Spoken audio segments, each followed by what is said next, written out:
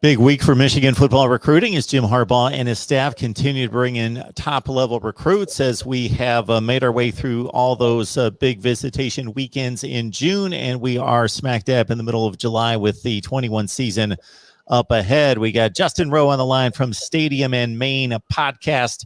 Got to join him right there as he talks Michigan football and does so with us on a regular basis as well. Justin, how are we doing today? Doing well.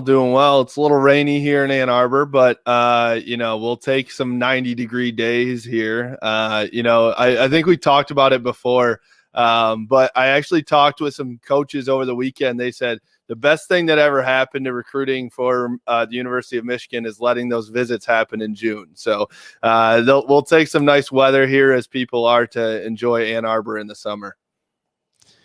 Yeah, the Big Ten should move to try to get that, amended in some way to open up recruiting as late in the spring as possible.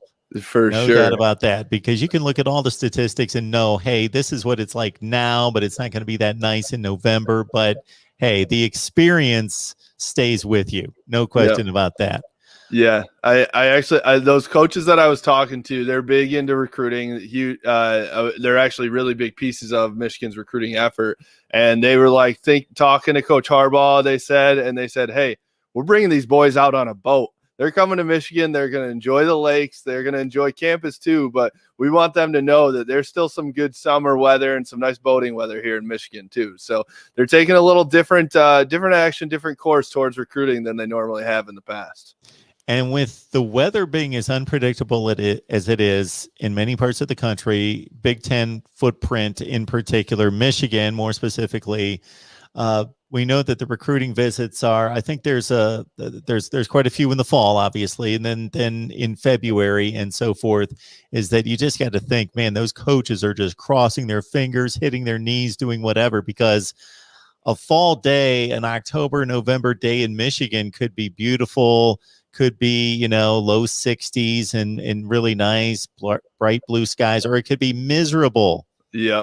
And I think we all know how big of a difference that makes an experience, not even just with a recruiting, visit or something like that, but just if you're going on a family vacation, if the weather's crappy, that's the worst vacation in the world, so it does make a difference there. And so I think that has made, that was one of the honest big things that they said has been a huge help here for them as they're doing some recruiting here this summer.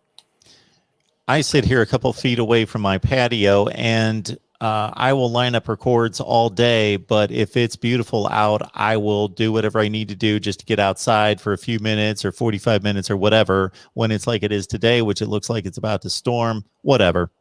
Exactly. I'll just do my work and stay inside.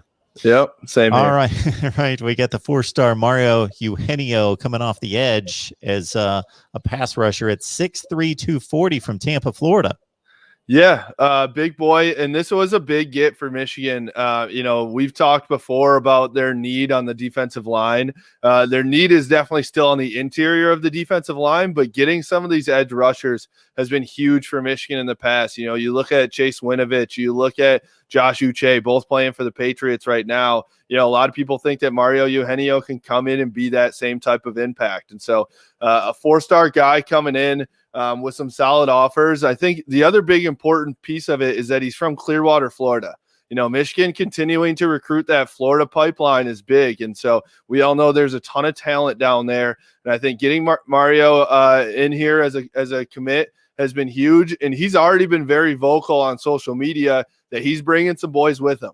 And so it's been interesting to see, it's been fun to see for Michigan fans, new commits start to buy into that almost JJ McCarthy blueprint that he had where, hey, I'm a player, but I'm also going to be kind of a recruiting director as well, help build this team around each other. And then they're going to be, have some talent to work with in these upcoming seasons.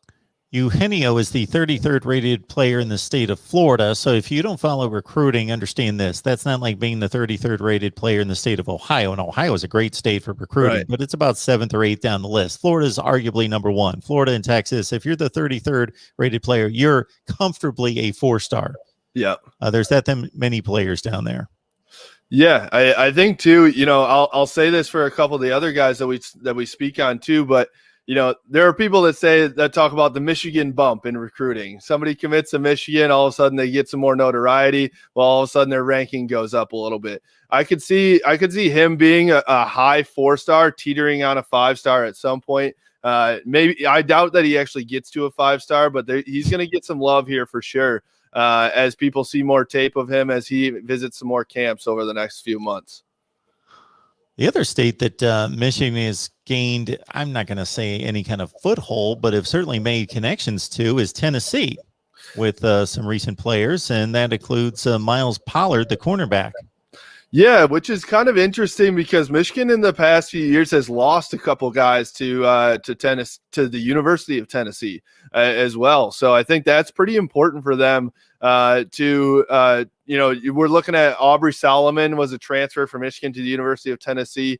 And then Quavarius Crouch was supposed to go to Tennessee, was there. Then now he's actually at Michigan State, which gets a little worse for Michigan as that ends up as his landing spot. But still, for Myles Pollard to go to Tennessee, he's 100%. I'm really confident that he will end up as a 4-star by the end of this recruiting round. He's a high 3-star right now. Actually, I believe in some aspects, maybe on Rivals, he could be a 4-star currently already. And so, this was a guy that Will Johnson, the 5-star corner commit that's already at Michigan, was big on Myles Pollard. He said, this is our guy we want to go after. He tweeted a couple pictures out, posted it on Instagram, said this is the duo. And so they're very excited about Myles Pollard coming in. They're excited about them now having 2 lockdown corners for this class. And, that's something that's been a bit of a sore spot for Michigan in these past few years is, especially in 2020, we all saw even Rocky Lombardi threw for 300 yards against Michigan secondary. And so that's going to be something that Michigan's very focused on. And they think these 2 guys can come in, and especially Will Johnson. But now, they think Myles Pollard can come in and make an immediate impact as well. It's a pretty big corner, too, at 6'2", 185, 16th rated player in the state of Tennessee. Colston Loveland, number 1 rated player in the state of Idaho. Yeah, when you're talking about recruiting rankings for the different states, I'd love to know where Idaho sits, but I don't. You may have to scroll to page 2 or something to find them. But either way, I think this was, Colston was a guy that has been on Michigan's radar. Big boy already at 18 years old, 6'5", 230. I think they're hoping that he puts on some more poundage and gets up to 250 plus here and can still move. And so Michigan has actually had a lot of really solid tight ends coming through. That's definitely been a position group that they've done well at. And Sharon Moore, who has been Michigan's top recruiter and one of the nation's top recruiters, just moved from the tight end coach to now the offensive line coach. And so for them to still recruit decently at that tight end position is I think, big. And I think I would trust Sharon Moore knows what he's doing, even though Colston Loveland is not going to be one of your higher ranked guys on the board. He knows what he's doing and thinks that he can make an impact here for the Wolverines. Justin Rose, Stadium and Main podcast, getting us caught up on Michigan's recruiting efforts here in July. Justin, we appreciate you stopping by. No problem.